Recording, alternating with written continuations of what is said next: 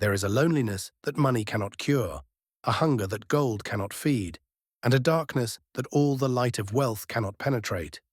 It is the loneliness of a man who has everything the world offers, but nothing his soul truly needs. This is the story of such a man, a young billionaire named Chukwuemeka Okonkwo, who wore designer suits but carried an empty heart, who commanded boardrooms but could not command genuine affection, and who discovered that sometimes you must become nothing to find everything. Before we get deep into this story, please do not forget to subscribe and let me know the country you are watching from in the comment section. The sun rose over Victoria Island in Lagos like a golden promise, painting the glass towers in shades of amber and copper. Inside the penthouse suite of Okonkwo Towers, Chukwuemeka stood by the floor-to-ceiling windows, a cup of imported Ethiopian coffee in his hand, watching the city awaken below him. He was 32 years old, 6 feet tall, with the kind of chiseled features that made women turn their heads and the kind of wealth that made men lower theirs. His father, Chief Obiora Okonkwo, had built an empire from nothing, turning a small import business into Okonkwo Global Industries, one of West Africa's largest conglomerates. And now, as the old man's health declined, the weight of that empire rested on Chukwuemeka's shoulders alone. He had been groomed for this since childhood, educated at the finest schools in England and America, taught that wealth was power and power was everything. But lately, standing in this penthouse that cost more than most Nigerians would earn in 10 lifetimes, he felt something he could not name, something that all his money could not fix.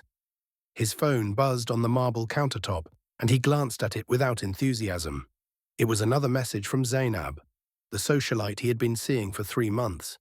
She wanted to know if he was taking her to the charity gala on Saturday, wanted to know what jewelry he would buy her, wanted to know if her friends could join them in his VIP box at the club.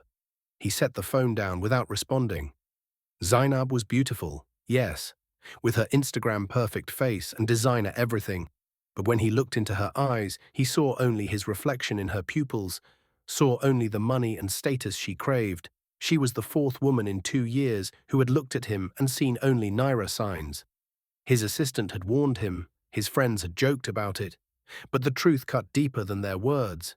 Every woman who came into his life came with calculations in her smile, with strategies in her laughter, with an agenda hidden beneath her affection. Chukwuemeka dressed slowly that morning, choosing a charcoal Tom Ford suit and Italian leather shoes that cost more than a teacher's annual salary. His driver, Musa, was already waiting downstairs with the Mercedes Maybach, the engine purring like a satisfied cat. As they drove through Lagos, Chukwuemeka watched the street hawkers, the Danfo buses packed with workers, the women carrying goods on their heads, and he wondered what their lives felt like. Did they know this emptiness? Did money worries leave room for the kind of soul hunger he carried? His father used to tell him that poverty was a curse, that being born poor was not a sin, but dying poor was a choice. Chief Obiora had clawed his way up from nothing, had gone days without food as a young man, had slept on friends' floors and borrowed money he thought he would never repay. And now, in his hospital bed at 78, surrounded by machines that breathed for him and beeped his heartbeat, the old man's greatest pride was that his son would never know that suffering. The headquarters of Okonkwo Global Industries rose 40 stories above the Lagos skyline, a monument of steel and ambition. Chukwuemeka's corner office occupied the entire top floor, with views that stretched to the harbor. His secretary, Mrs. Adebayo, greeted him with her usual efficiency, handing him a tablet with his schedule and a stack of documents requiring his signature. Board meeting at 10, lunch with potential Chinese investors at 1, site inspection at 3, drinks with the Minister of Commerce at 6. His life was mapped out in 15-minute intervals. Every moment accounted for, every interaction calculated for maximum benefit. He signed the documents without reading them, trusting the team his father had built, the lawyers and accountants and advisors who had kept the company thriving through economic crashes and political upheavals. But that morning, as he sat in the board meeting, listening to men twice his age debate profit margins and market expansion, Chukwuemeka's mind wandered. He found himself thinking about his mother, Adana, who had died when he was 12. She had been different from his father, softer, more concerned with people than profits. She used to take him to the village during Christmas, used to make him sit with the elders and listen to their stories, used to remind him that wealth was a responsibility, not just a privilege. "Noir, she would say, holding his face in her hands. Money can build a house, but only love can make it a home. Never forget where you came from, and never forget that every person you meet carries their own battles." He had not thought of those words in years, had buried them beneath the demands of business school and corporate strategy. But now they returned to him like echoes from another life. After the meeting, he stood at his window again, watching the ant-like figures moving on the streets below. That was when he saw her. She was crossing the street in front of the building, a young woman in a simple blue dress, carrying a folder under her arm. She was not rushing like everyone else, not pushing through the crowd with aggression or fear. She walked with a quiet dignity, her head held high despite her modest appearance. When a motorcycle nearly hit her, she simply stepped back and smiled at the rider who cursed at her, waving him on as if his anger was a burden she refused to carry. There was something in that gesture, something in the grace of her movement, that arrested Chukwuemeka's attention. He watched until she disappeared into the building, and only then did he realize he had been holding his breath. "Who was that?" he asked Mrs. Adebayo when she came in with his coffee. She followed his gaze out the window, confused. "Who, sir?" He shook his head, feeling foolish. Never mind. But the image of the woman in the blue dress stayed with him through lunch with the Chinese investors, through the tedious site inspection, through drinks with the minister who spent an hour hinting at bribes without ever saying the word directly. That night, back in his penthouse, Chukwuemeka did something he had not done in months. He called his father's hospital room. Chief Obiora's nurse answered, her voice soft and professional. "He is sleeping, sir, but stable." Chukwuemeka asked her to tell his father he would visit tomorrow, and then he sat in the darkness of his living room, surrounded by art worth millions, and felt more alone than he had ever felt in his life. The idea came to him 3 days later, during another sleepless night. He had been scrolling through his phone, seeing pictures of himself at parties and galas, always surrounded by people but always somehow isolated, always smiling but never truly happy. The women in these pictures looked at the camera, not at him. The men shook his hand but watched his wallet. And suddenly, with the clarity that sometimes comes at 3 in the morning, Chukwuemeka understood what he needed to do. He needed to know if anyone could love him for himself, not for his name or his money or his power. He needed to strip away everything that defined him in the eyes of others and see what remained. The thought terrified him and excited him in equal measure. The next morning, he called his most trusted advisor, Uncle Emeka, his father's younger brother who had helped build the company from its early days. They met at a small buka in Surulere, far from the places where Chukwuemeka might be recognized.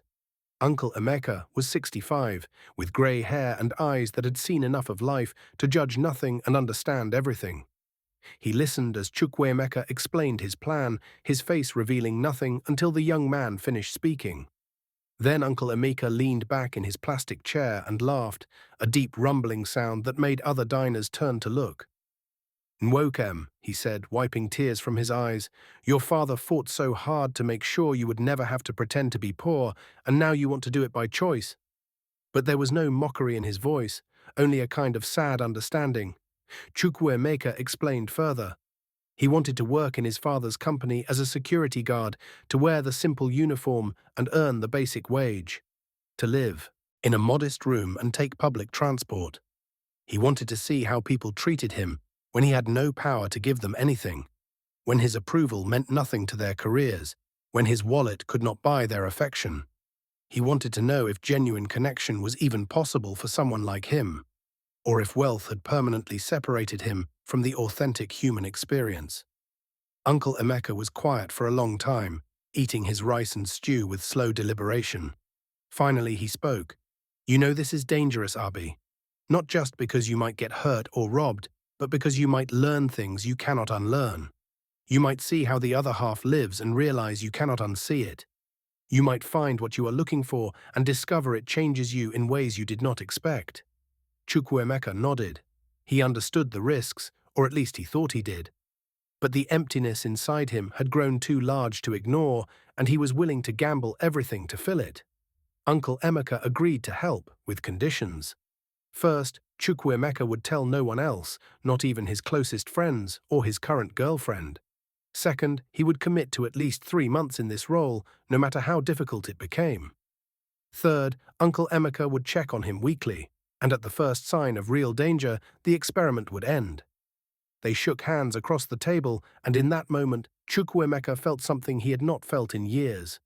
Anticipation laced with genuine uncertainty, the thrill of stepping into the unknown without a safety net of money to catch him. The transformation took 2 weeks to arrange. Uncle Emeka, who oversaw the company's operations, quietly added a new security guard to the roster at the main headquarters, a man named Emeka Nwosu. The name was common enough to blend in, unremarkable enough to avoid questions. Chukwuemeka grew a beard, cut his hair shorter, and spent hours studying the mannerisms of the guards who worked in his building. He learned to lower his eyes when senior staff passed, to speak in the slightly deferential tone that marked those who served rather than commanded. He rented a single room in Agege, in a compound where 6 families shared one bathroom and the generator only ran on weekends. He bought second-hand clothes from Katangwa Market, simple shirts and trousers that had been worn by other men, that carried the faint smell of other lives. And when he looked at himself in the cracked mirror of his new room, he barely recognized the man staring back. His first day as a security guard began before dawn. Chukwuemeka woke to the sound of a neighbor's baby crying, to the smell of kerosene stoves and frying akara, to the reality of a life without comfort or convenience. He dressed in his guard uniform, a grey shirt and black trousers with the company logo stitched on the breast pocket, and caught a Danfo bus to the island. The bus was packed, bodies pressed together in the humid morning air, the conductor shouting, destinations and collecting crumpled naira notes. A woman with a baby strapped to her back stood next to him, swaying with the motion of the vehicle, and when the baby's hand reached out and grabbed Chukwuemeka's finger, the mother smiled apologetically. "Sorry, sir, he likes people." Chukwuemeka smiled back, and in that simple exchange he felt something shift inside him, some small crack in the wall he had built around his heart. At the company headquarters, he reported to the head of security, Mr. Okafor, a stern man in his 50s with military bearing and a no-nonsense attitude. "You are Emeka Nwosu?" Mr. Okafor asked, looking him up and down with suspicion. "Yes, sir," Chukwuemeka replied, keeping his voice steady. "You come with good recommendations. But I will tell you now, we don't tolerate laziness or trouble here.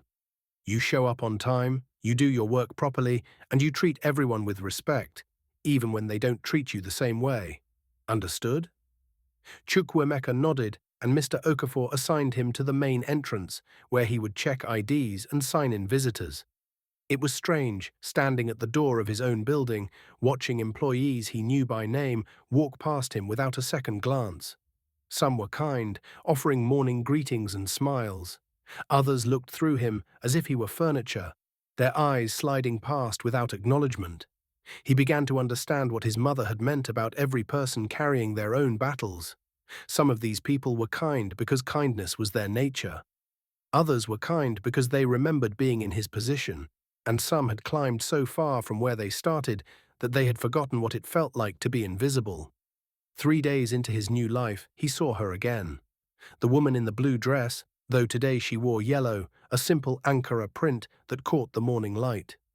She was carrying a stack of files and struggling with the door, and without thinking, Chukwuemeka moved to help her. "Thank you," she said, looking directly into his eyes with a warmth that made his breath catch. "You are welcome, madam," he replied, and she laughed, a sound like water over stones. "No need for madam. My name is Adayeze. What is yours?" He almost said Chukwuemeka before catching himself. "Emeka, I am Emeka." She smiled again, and he noticed the tired lines around her eyes, the way her shoes were worn at the heels, the small details that spoke of struggle met with dignity. "Nice to meet you, Emeka. I work in accounts, 5th floor. Maybe I will see you around." And then she was gone, leaving only the faint scent of coconut oil and the memory of her genuine smile. Chukwuemeka found himself watching for her after that, timing his breaks to coincide with her arrivals and departures. He learned that she took the stairs instead of the elevator to save time, that she brought her lunch in a plastic container instead of buying from the cafeteria, that she greeted everyone from the cleaners to the executives with the same honest warmth. He learned that she had been working at Okonkwo Global Industries for 2 years, that she was putting herself through night school to finish her accounting degree, that she sent money home to her mother and 3 younger siblings in Enugu every month. He learned these things not from asking her directly, but from listening to the other guards and staff, from piecing together the portrait of a woman who worked 2 jobs and still found reasons to smile, who had little but gave much, who moved through the world with a grace that had nothing to do with money and everything to do with character. One afternoon, as he stood at his post, he overheard a conversation that made his blood run cold. 2 executives, men he had known for years, men who played golf with him and attended the same exclusive parties, were talking near the entrance. They did not notice him, or perhaps they simply did not care. "Did you see that girl from accounts?" one said. "The one in the yellow dress? Fine girl, Shah, but she will never go anywhere in this company. No connections, no family money, just hard work and that stupid hope they all have." The other man laughed. "Hard work is for people who don't know anybody. Me, I am taking my wife's cousin's proposal to the CEO next week. That promotion is already mine, whether I deserve it or not." They walked away laughing, and Chukwuemeka stood frozen, understanding in a new way how the system he had inherited actually functioned. He had always known that connections mattered, but he had told himself that merit still counted, that talent would rise. Now, wearing this uniform, invisible to the men who ran his father's company, he saw the ugly truth beneath the corporate polish. That evening, as a daisy left the building, it started to rain. One of those sudden Lagos downpours that turn streets into rivers in minutes. She had no umbrella, and Chukwuemeka watched as she stood under the awning, calculating whether to make a run for it. Without thinking, he grabbed his own small umbrella from behind the desk and walked over to her. "Please take this," he said, holding it out. She looked at him in surprise. "But then you will get wet." He shrugged. "I have a raincoat in my locker. You have farther to go than me." It was a small lie, but it felt necessary. She hesitated, then accepted the umbrella with a gratitude that seemed out of proportion to the gesture. "Thank you, Emeka. I will bring it back tomorrow, I promise." And she disappeared into the rain, the umbrella a small circle of protection above her head. Chukwuemeka did get wet that night, soaked to the skin as he waited for a bus that took an hour to come. But as he sat in his small room, shivering and changing into dry clothes, he felt something he had not felt in years. The simple satisfaction of helping someone without expecting anything in return, without it being a tax write-off or a photo opportunity, or a calculated move to improve his public image. He had given Adaeze an umbrella worth maybe 500 naira, less than he usually spent on a single coffee, and she had looked at him as if he had given her something precious. That night he lay on his thin mattress, listening to the sounds of the compound, families arguing and laughing, babies crying, someone's radio playing old high-life music, and he thought about wealth in a way he never had before. His father had always said that money was security, was freedom, was power. But lying here, surrounded by people who had almost nothing, Chukwuemeka heard more laughter than he had heard in his penthouse in months. He heard community and connection, shared struggles and shared joys. He was beginning to understand that his father had been both right and wrong. Money did provide security, but it also built walls. It did provide freedom, but it also created isolation. And power without purpose was just another kind of poverty. The weeks passed, and Chukwuemeka settled into his double life with increasing comfort. By day, he was Emeka the security guard, earning 35,000 naira a month, eating beans and rice from the staff canteen, taking Danfo buses and sharing benches with strangers. By night, he was still the billionaire heir, but that identity felt more distant now, like a costume he was learning to take off. Uncle Emeka visited him every Sunday, bringing news of the company and his father's health. Chief Obiora was stable, but declining, the doctors said. He asked about his son sometimes, and Uncle Emeka lied gently, saying Chukwuemeka was traveling for business. The old man seemed satisfied with this answer, perhaps because he had spent so much of his own life traveling for business, sacrificing presents for profit. Chukwuemeka felt guilt about the deception, but he also felt something stronger, a growing conviction that this journey was necessary, that he was learning lessons that would make him worthy of the empire he would inherit. His friendship with Adaze grew slowly, naturally, like a plant that needs no forcing to reach toward light. She returned his umbrella the next day with a small package of chin-chin she had made herself. "My way of saying thank you," she said, and when he tasted it later, he was surprised by how good it was, better than anything from the fancy bakeries he usually frequented. They began to talk during her breaks, conversations that ranged from trivial to profound.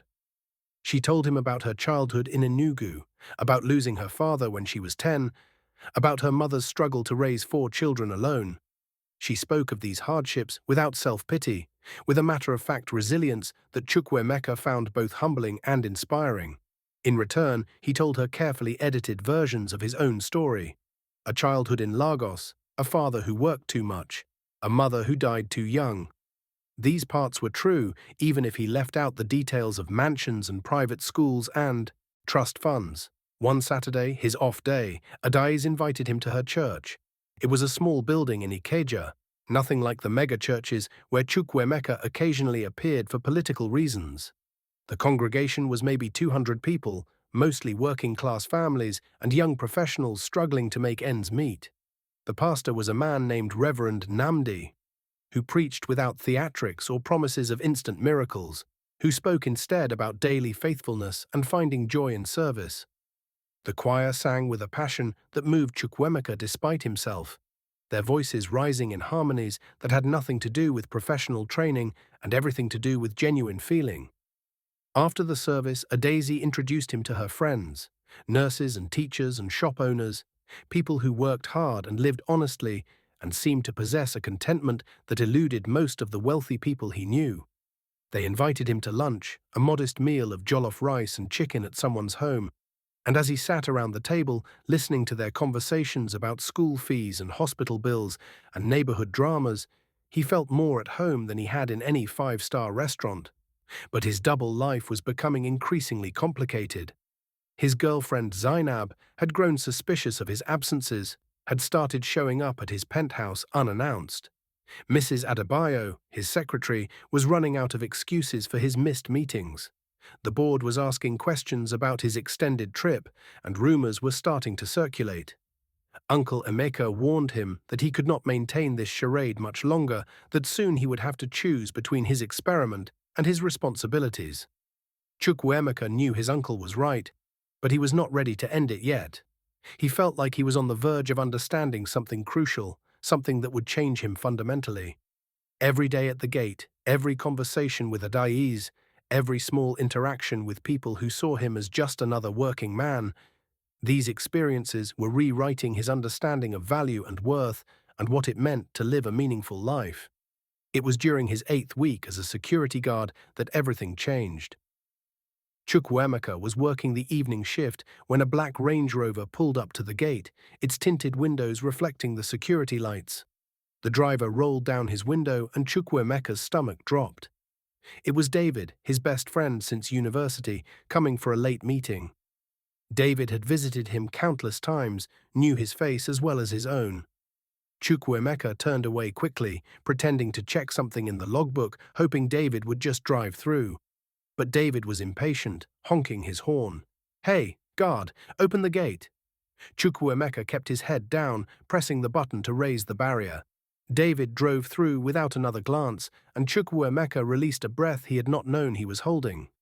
The close call shook him, reminded him how fragile his disguise really was. That same night, as he was preparing to leave, he saw Adaisy still at her desk through the 5th-floor window. It was past 9, and she was alone, her face lit by the computer screen. Something made him take the elevator up. Something made him knock on the glass door of the accounts department. She looked up, startled, then smiled when she saw him. "Emeka, what are you doing here?" He came in, noticing the exhaustion in her posture. I saw your light still on. Is everything okay? She sighed, rubbing her eyes. There is a discrepancy in one of the accounts. I have been trying to find it for hours. If I don't figure it out, it will look like I made a mistake, and I cannot afford any mistakes. Not here, not now. He sat down across from her. Let me help. 2 pairs of eyes are better than one. They worked together for the next 3 hours, going through spreadsheets and receipts, double-checking calculations. Chukwuemeka had to be careful not to reveal too much of his financial expertise, but he guided her gently, asking questions that led her to the answer. At midnight, she found it, a simple data entry error that had cascaded through the system. Her relief was palpable, tears actually springing to her eyes. "Thank you," she said, her voice thick with emotion. "You did not have to stay, but you did. I won't forget this." As they left the building together, walking through the empty lobby, she took his hand. It was a simple gesture, friendly rather than romantic, but it sent electricity through Chukwuemeka's entire body. No woman had ever held his hand without calculation, without thinking about what she could gain. Adais held his hand because she was grateful, because she felt connected to him in that moment, because kindness had created a bond between them. Over the following weeks, their relationship deepened. They began spending more time together outside work, walking along Bar Beach on Sundays, eating suya from roadside vendors, talking about everything and nothing.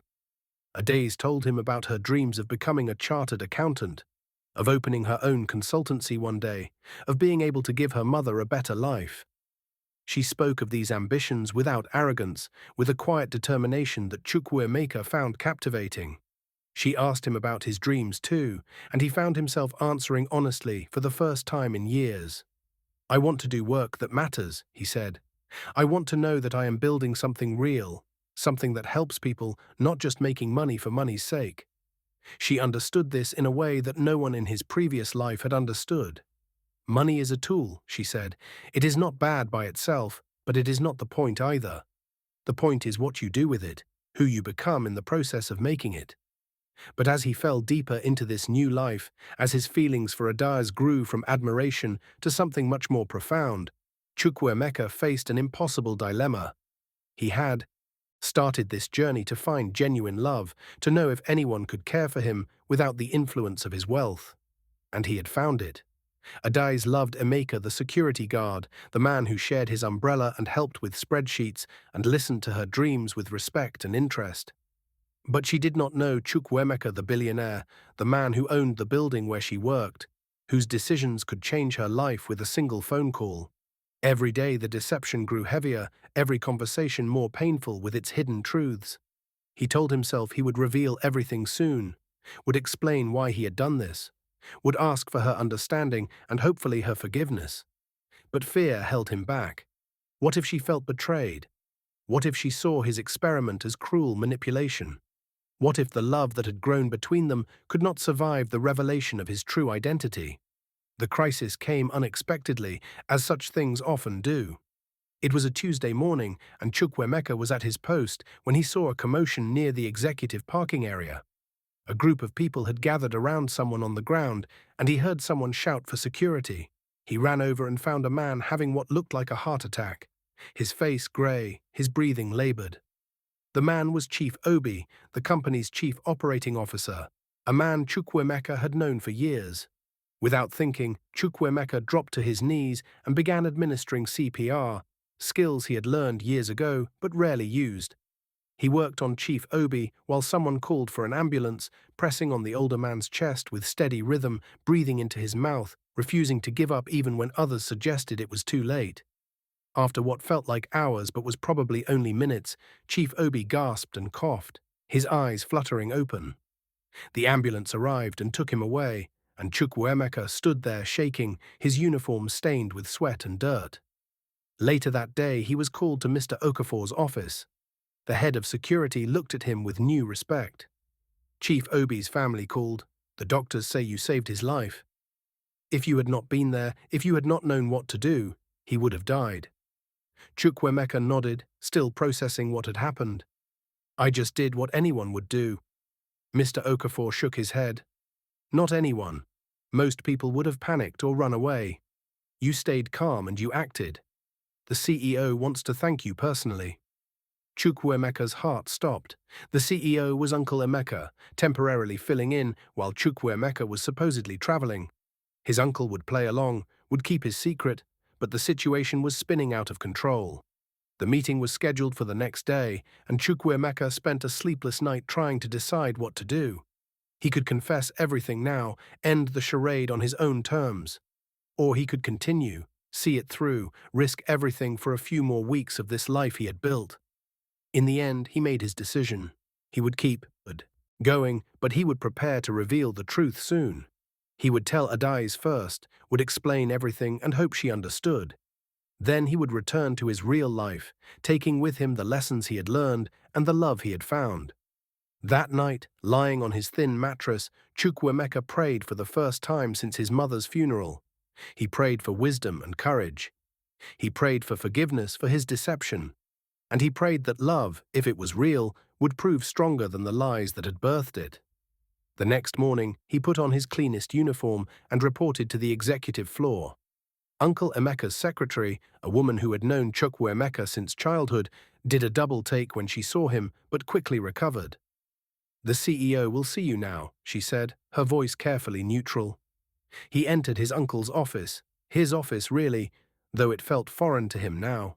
Uncle Emeka stood and came around the desk, playing his role perfectly. "Mr. Nwosu, I understand you saved Chief Obi's life yesterday. On behalf of the entire company, I want to thank you." They shook hands, and Chukwuemeka saw the question in his uncle's eyes. "Are you ready to end this?" He gave a tiny shake of his head. "Not yet." Uncle Emeka sighed but continued the performance. "Your quick thinking and bravery deserve recognition. We are giving you a commendation and a bonus of 100,000 naira. It was more than Chukwuemeka earned in 3 months as a security guard, an amount that would have seemed like a fortune to the man everyone thought he was. But the bonus created a new problem. Word spread quickly through the company, and suddenly Emeka Nwosu was famous. People who had never acknowledged him before now smiled and waved. The other security guards treated him like a hero. And Adaise, when she heard the news, hugged him right there in the lobby, in front of everyone. "I am so proud of you," she whispered in his ear. "You are a good man, Emeka. A truly good man." Her words should have filled him with joy, but instead they filled him with shame. Because he was not Emeka, not really. He was Chukwuemeka, and he had been lying to her from the beginning. That evening, he decided he could not wait any longer. He would tell her everything this weekend. He would take her somewhere quiet and private, and he would explain his reasons and accept whatever judgment she rendered. If she could forgive him, if she could understand, then perhaps they had a chance. If not, at least he would stop living this lie. Friday came, and Chukwuemeka asked Adais if she would spend Saturday with him. "I want to take you somewhere special," he said.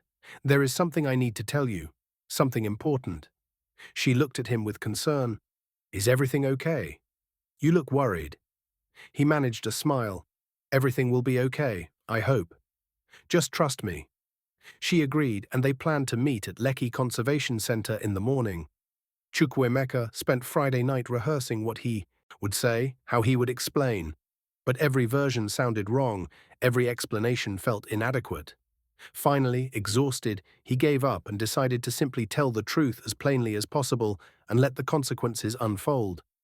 Saturday morning was bright and clear, the kind of Lagos day that makes you forget the traffic and the noise and the chaos. Chukwuemeka arrived at the conservation center early, wearing jeans and a simple shirt, trying to look like the man Adais thought she knew. She arrived 20 minutes later, looking beautiful in a green dress. Her hair pulled back in a simple ponytail. They walked the canopy trail together, talking and laughing, and Chukwuemeka tried to memorize every moment, knowing this might be the last time she looked at him with trust and affection. When they reached the highest point of the walkway, overlooking the trees and the distant city, he stopped and turned to face her. "Adaise, there is something I need to tell you. Something I should have told you from the beginning." But before he could continue, his phone rang. It was Uncle Emeka, and the fear in his voice was immediate and clear. "You need to come to the hospital, now. Your father—" The line went dead, but Chukwuemeka had heard enough. Chief Obiora was dying. All his carefully laid plans, all his rehearsed confessions evaporated in an instant. "I have to go," he told Adeza, his voice breaking. "My father is in the hospital. I am sorry, I will explain everything, but I have to go now." She grabbed his hand. "Let me come with you. You should not face this alone." He wanted to say yes, wanted her support, but he knew that at the hospital everyone would call him by his real name, would treat him like the heir he was. The deception would unravel in the worst possible way. "I cannot," he said. "Please, just trust me. I will call you as soon as I can." And then he ran, leaving her standing on the canopy walkway, confusion and hurt written across her face. At the hospital, Chukwuemeka rushed to his father's private suite, where machines beeped and nurses moved with quiet efficiency. Chief Obiora lay in the bed, looking smaller than Chukwuemeka had ever seen him, his powerful frame reduced to fragile bones and paper-thin skin. Uncle Emeka was there, along with the family lawyer and the pastor from their church. "He has been asking for you," Uncle Emeka said quietly. "He knows it is time." Chukwuemeka took his father's hand, feeling the weakness in the old man's grip. Chief Obiora's eyes opened, cloudy but still sharp. "Nawa he whispered. "My son, I am glad you came back." Chukwuemeka felt tears he had not cried in years running down his face. "I am here, Papa. I am here." They talked for the next hour, though Chief Obiora's strength was fading. The old man spoke of his regrets, of the time he had missed with his family while building his empire. "I wanted to give you everything," he said, "but maybe I took something away too. Maybe I forgot to teach you the things that matter more than money." Chukwuemeka told him about the past 3 months, about working as a security guard, about a daisy, about learning to see the world differently. He expected anger or disappointment, but instead Chief Obiora smiled, the first genuine smile Chukwuemeka had seen on his father's face in years. "Your mother would be proud," the old man whispered. "She always said wealth without wisdom is just a different kind of poverty. You are learning the wisdom Ndwem. You are becoming the man I wanted to be, but never knew how." Those were the last coherent words Chief Obiora spoke. An hour later, surrounded by family and prayers, the old man breathed his last breath and left this world behind. The next weeks passed in a blur of funeral arrangements and business meetings, of condolences from important people and decisions that could not wait despite Chukwuemeka's grief. He returned to his penthouse, to his suits and his executive office, to the life he had tried to escape. The board formally named him CEO, and suddenly he was running an empire while still processing the loss of the man who had built it. In all of this chaos, he had not spoken to Adais. He had sent her a message saying his father had died, saying he needed time, saying he would explain everything soon. She had responded with sympathy and understanding, but he could feel the distance growing between them with each passing day. His lies had created a chasm, and he did not know how to bridge it. 3 weeks after his father's funeral, Chukwuemeka made a decision. He called Uncle Emeka to his office and laid out a plan. "I want to make changes," he said. "Real changes. I want to raise the minimum wage for all our workers, create a scholarship program for employees' children, establish a mentorship system where junior staff can actually advance on merit instead of connections. And I want to make Adais Okafor head of our new financial integrity department." Uncle Emeka raised an eyebrow. "You think she will accept after what you did?" Chukwuemeka shook his head. "I don't know, but I have to try. And even if she refuses, even if she never speaks to me again, these changes still need to happen. My father built this company, but it's my responsibility to make sure it treats people the way they deserve to be treated." He drafted the memo himself, announcing the new policies and the creation of the Financial Integrity Department. He included a clause that said the position of department head would be offered to Adesi Okafor, currently working in accounts, based on her exceptional integrity and skill. When the memo went out company-wide, it created shockwaves. The executives were shocked. The board members were skeptical. But the regular workers, the people who actually kept the company running, received it with cautious hope. Chukwuemeka didn't wait to see Adesi's reaction through official channels. He went to find her himself, walking through the building that, now felt both familiar and strange, until he reached the fifth floor. She was at her desk, staring at her computer screen where the memo was displayed.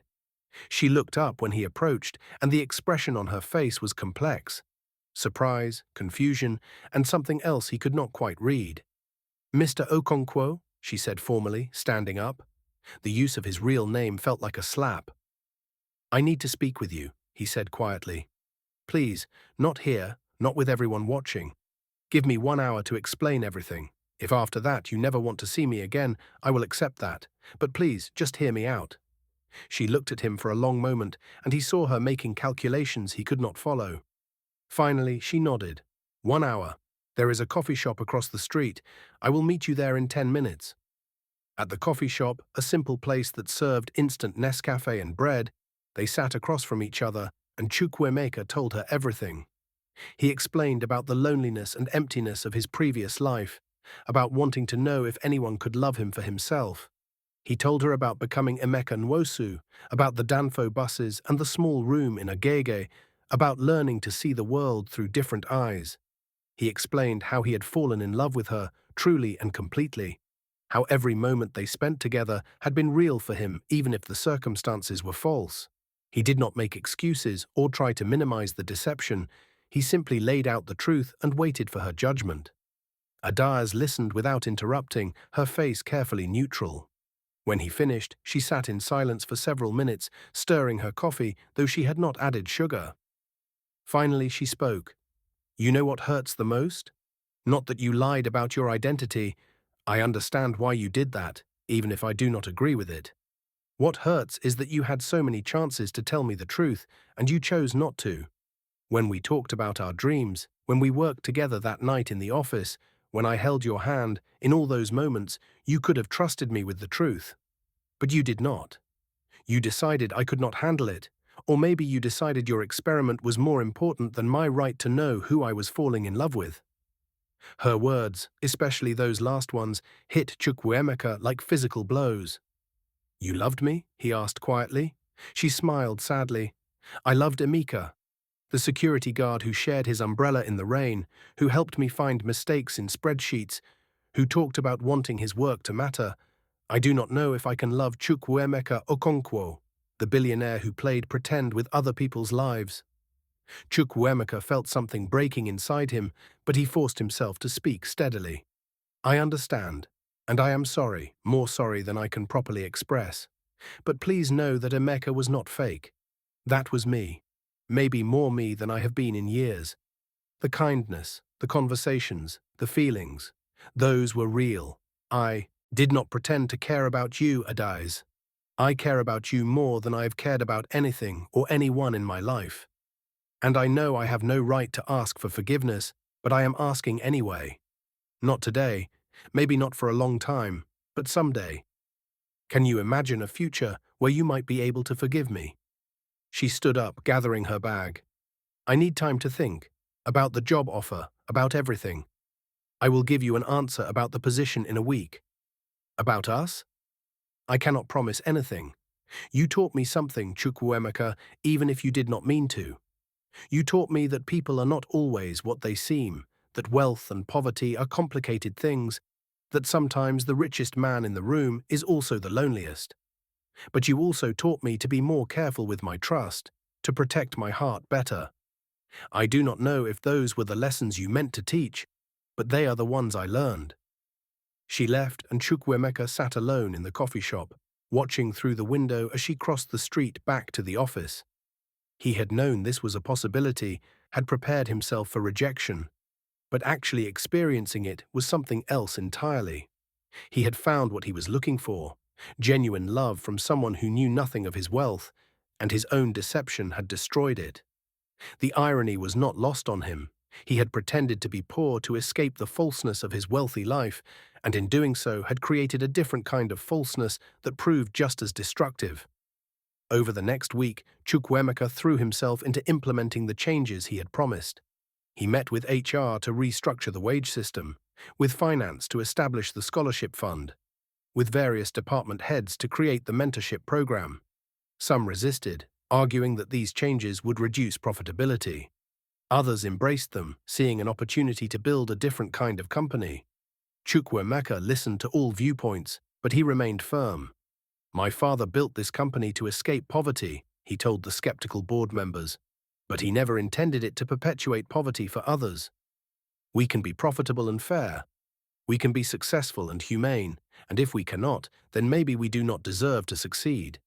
His passion and conviction, combined with his new controlling interest after his father's death, carried the day. On Friday afternoon, Adaeze came to his office. His secretary showed her in, and Chukwuemeka stood, his heart pounding. She looked tired but composed, wearing a simple blue dress that reminded him of the first time he had really seen her. Crossing the street with quiet dignity.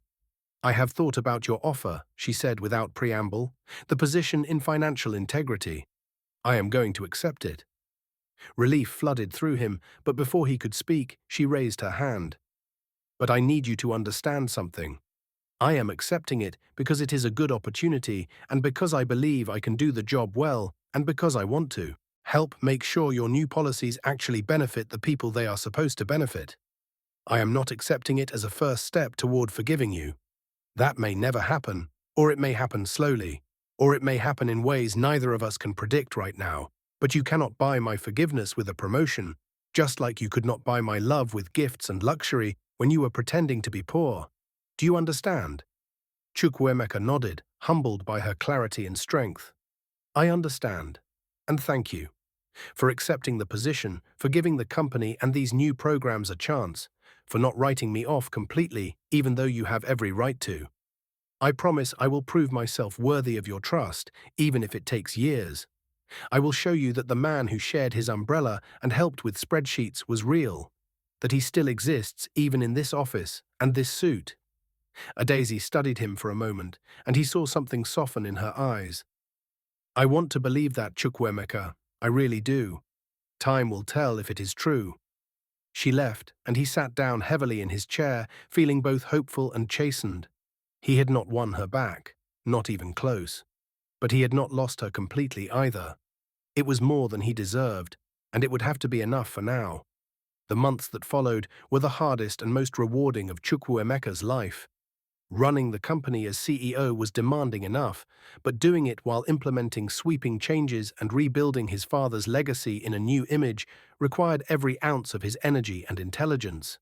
He worked 16-hour days, met with workers and executives alike, listened to complaints and suggestions, adjusted policies when they proved unworkable, and stood firm when opposition was based only on greed or habit. And through it all, he watched Adaeze from a distance, saw her excel in her new role, saw her become a voice for fairness and integrity within the company. She created systems to prevent favoritism in hiring and promotion, established anonymous feedback channels for workers to report problems, audited departments for wage disparities, and corrected them. She was exactly what the company needed, and Chukwuemeka felt proud of her even though he could not tell her so, could not approach her without making things awkward. 6 months after his father's death, Chukwuemeka attended a company town hall, sitting in the back row instead of on the stage. Adaeze was presenting the results of the Financial Integrity Department's first comprehensive audit, and he watched as she commanded the room with confidence and grace. She spoke plainly about the problems she had found. Departments where qualified workers were passed over for promotions in favor of less qualified workers with connections. Instances where contracts were awarded based on bribes rather than merit. A general culture that had allowed corruption to flourish quietly.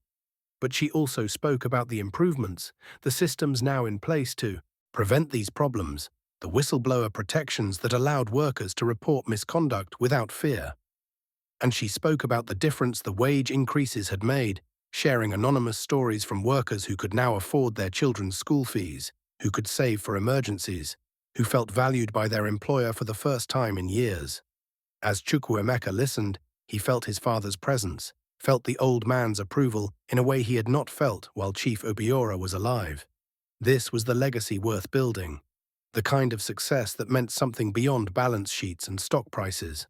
After the presentation, workers came up to thank Adaeze, to share their own stories, to express gratitude for the changes that were slowly transforming the company culture.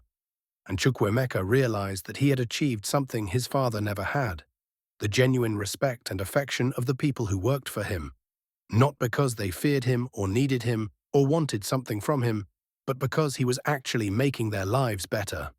That evening, as he was leaving the office late, he found Adaze in the parking garage, struggling with a flat tire. Without thinking, he approached. "Can I help?" She looked up, surprised, then smiled slightly. "Do you know how to change a tire, Mr. CEO?" He laughed. "I learned during my time in Agege. The taxi driver who lived next door taught me in exchange for help with his English homework for night school." It was the first time he had referenced his experience as Emeka without shame or defensiveness, and something in Adaze's expression shifted. "Okay then, show me what you learned." He changed the tire while she held the flashlight from her phone, their conversation flowing easily for the first time in months.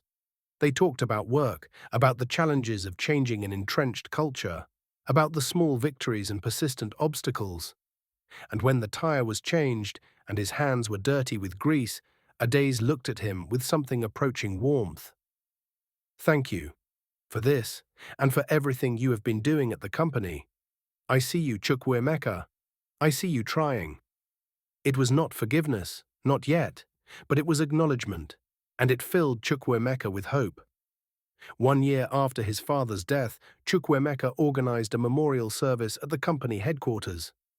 It was not the grand political affair of the funeral, but a simpler gathering where workers could share their memories of Chief Obiora. Some spoke of his toughness, others of rare moments of kindness. The older workers remembered when the company was small, when Chief Obiora knew everyone by name, when he would sometimes work alongside them, loading trucks or checking inventory. Somewhere along the way, as the company grew, that connection had been lost. Chukwuemeka vowed silently at his father's memorial that he would not make the same mistake. Wealth would not separate him from humanity again. Power would not make him forget what it felt like to be invisible. After the service, Adaeze approached him. They had been working together more closely in recent months, had developed a professional friendship that was cordial, if not quite comfortable. "Your father would be proud of what you are building," she said. "Not just the company's success, but the kind of success it is. You honor his memory by being different from him, by learning from his mistakes as well as his achievements." Chukwuemeka felt emotion rising in his throat. "I learned those lessons from you," he said quietly, "from watching how you treated people when you thought I was just a security guard, from seeing your integrity even when you thought no one important was looking. You showed me what real wealth looks like, not money in the bank, but richness of character. I was so focused on finding someone who could love me for myself that I did not realize I first needed to become someone worthy of that love." Adaze was quiet for a moment, and when she spoke, her voice was soft. "You know, I have been thinking a lot about what happened, about your experiment and my reaction to it. I was angry for a long time, felt betrayed and used, and those feelings were valid. But I also realize now that your deception taught me something important. It showed me my own prejudices, my own assumptions about wealth and poverty.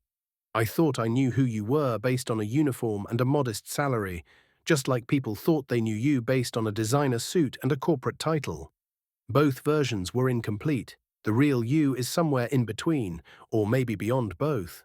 It's the man who shared an umbrella and changed a tire, who could run a Billionaire company and also help with spreadsheets at midnight. That man, the whole man, is someone I could love. Someone I think I do love, if you are willing to be that whole person, and not just the parts you think I want to see." Chukwuemeka could hardly believe what he was hearing. "Are you saying—" She smiled, and it was the warm, genuine smile he remembered from their early conversations, before everything got complicated. "I am saying that I forgive you. Not because you earned it, or because enough time has passed, but because holding on to anger was making me someone I did not want to be. And I am saying that maybe we could start over. Not as Emeka and Adaze, not as CEO and department head, but as Chukwuemeka and Adaze, two imperfect people who found each other in an imperfect way, but who might be able to build something real if they are brave enough to try." Chukwuemeka felt tears on his face, did not bother to hide them. "I would like that more than anything. But I need you to know that I will make mistakes. I will sometimes forget the lessons I learned, will slip back into old patterns of thinking. I will need you to call me out, to keep me honest, to remind me who I want to be. She took his hand, just as she had that night in the office a year ago, and the gesture still sent electricity through him. We all need people to keep us honest. That is what love is, seeing each other clearly, the good and the bad, and choosing each other anyway. I am choosing you, Chukwuemeka Okonkwo, not your money or your status or your company, you, the man who was brave enough to become invisible so he could finally be seen. They stood in the empty event hall, holding hands, and Chukwuemeka felt something he had not felt since his mother died. The sense of being truly known and truly loved, despite and because of all his flaws and contradictions. 2 years later, Chukwuemeka and Adaeze were married in a ceremony that blended simplicity and significance. They held it at the small church in Ikeja where she had first taken him, with Reverend Namdi officiating and her friends from those early days in attendance, alongside the executives and board members who were now part of Chukwuemeka's professional life. Uncle Emeka stood as his best man, and Adaeze's mother, who had travelled from Enugu, wept throughout the ceremony with joy that her daughter had found not just security, but genuine partnership. The reception was held at the company headquarters, transformed for the evening into a celebration space where security guards danced with vice presidents, and the buffet featured both expensive imported dishes and simple Nigerian favorites from street vendors Chukwuemeka had personally invited. In his speech, Chukwuemeka spoke about his journey, the loneliness that had driven him to desperate measures, the lessons learned through deception, the grace of forgiveness and second chances. My father taught me that poverty was something to escape at all costs, he said, looking out at the diverse crowd. But my wife taught me that there is a poverty of spirit that money cannot touch, and a wealth of character that debt cannot diminish. I was a billionaire who felt like a beggar until I became a beggar who discovered what true wealth really means. This company, this celebration, this life we are building together. These things matter not because of what they cost or what they are worth on paper, but because of who we become in creating them. The crowd applauded, but Chukwuemeka was looking at Adaeze, at the woman who had seen him at his worst and his best, who had chosen truth over comfort and integrity over convenience, whose love had transformed him from a lonely rich man into a complete human being. In the years that followed, Okonkwo Global Industries became known not just for its profitability, but for its practices. Other companies began copying their model, the living wages, the mentorship programs, the integrity audits. Business school students studied their transformation as a case study in stakeholder capitalism. And Chukwuemeka and Adaeze used their influence to push for broader changes in Nigerian corporate culture, establishing a foundation that provided microloans to small businesses, funded education for children from low-income families, and created opportunities for people like Adaeze had been. Brilliant and hard-working, but lacking the connections that usually determined success. They had 3 children who grew up knowing both privilege and responsibility, who were taught that wealth was a tool for service rather than a marker of superiority, who learned from their parents' example that the measure of a person had nothing to do with their bank account and everything to do with their character. On the 10th anniversary of his father's death, Chukwuemeka stood at Chief Obiora's grave, holding his youngest daughter's hand. Adaeze stood beside him, her presence a comfort and a reminder of how far he had come.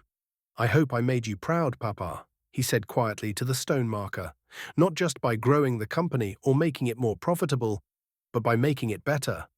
By remembering what you forgot sometimes, that the people who work for us are not just employees, but human beings with dreams and struggles and dignity that deserves respect. I hope wherever you are, you can see what we have built, what Adaeze and I are still building. And I hope you know that your real legacy is not the money you left me, but the example, both good and bad, that taught me what kind of man I want to be." His daughter tugged on his hand, and when he looked down, she smiled up at him with innocent wisdom.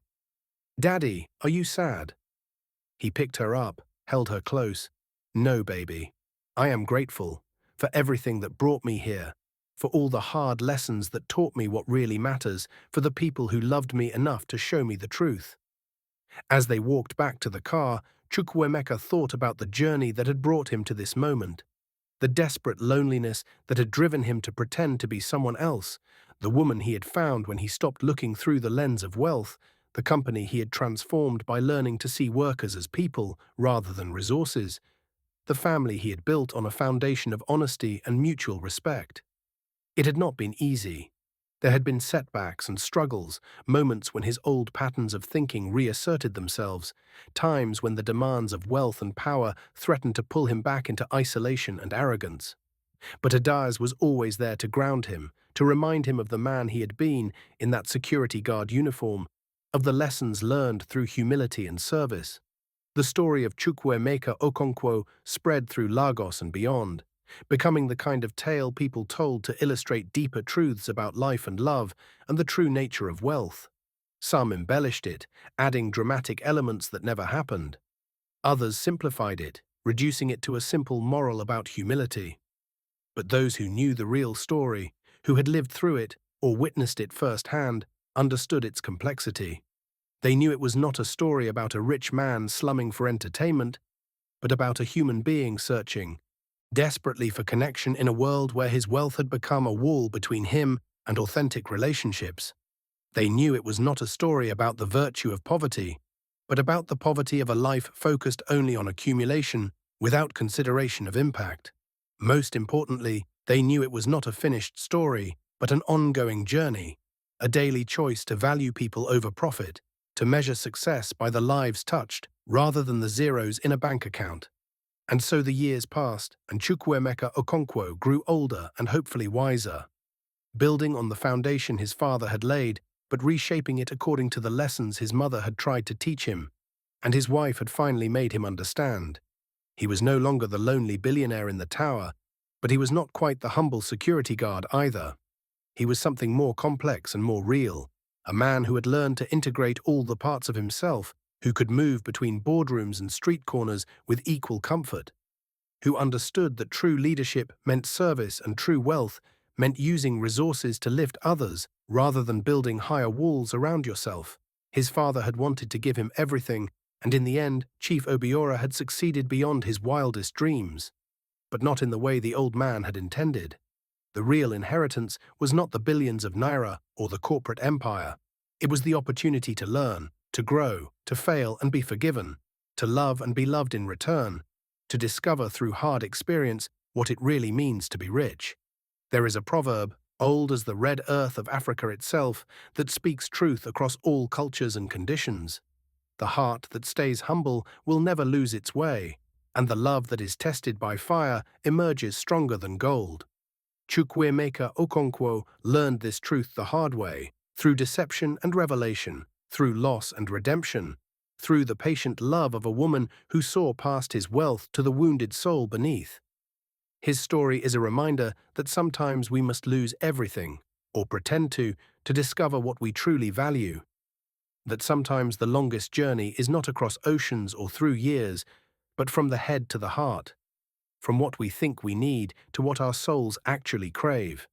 Money is not evil, but neither is it everything. Poverty is not virtue, but neither is it the only kind of lack worth fearing. The real question, the one that defines us all regardless of our bank balance, is simple. When everything is stripped away, the titles and the possessions, the status and the influence, who are we? And is that person someone worth knowing, worth loving, worth being? Chukwuemeka found his answer in a security guard's uniform, in an umbrella shared during rain, in spreadsheets checked at midnight and tires changed in parking garages. He found it in the mirror of a woman's honest eyes, in her refusal to accept less than truth, in her grace that forgave without forgetting, that loved without illusion. And in finding that answer, he finally became the billionaire his father had always wanted him to be. Not because of what he owned, but because of what he gave away, what he shared, what he built that would outlast any fortune and matter more than any balance sheet. For God may delay, but he never forgets. And the heart that learns to love with honesty will never remain poor, no matter what the bank account says. This is the truth Chukwuemeka Okonkwo discovered, and this is the truth he spent the rest of his life sharing. proving that the richest legacy we can leave is not measured in money, but in the lives we touch, and the love we inspire, and the justice we create in a world that too often confuses price with value. May we all be so blessed to learn this lesson before it is too late. And may we have the courage to strip away whatever false identities we wear to discover who we really are beneath the masks. For only then can we truly live, truly love, and truly leave this world better than we found it. Thanks for watching to the end. Do not forget to subscribe.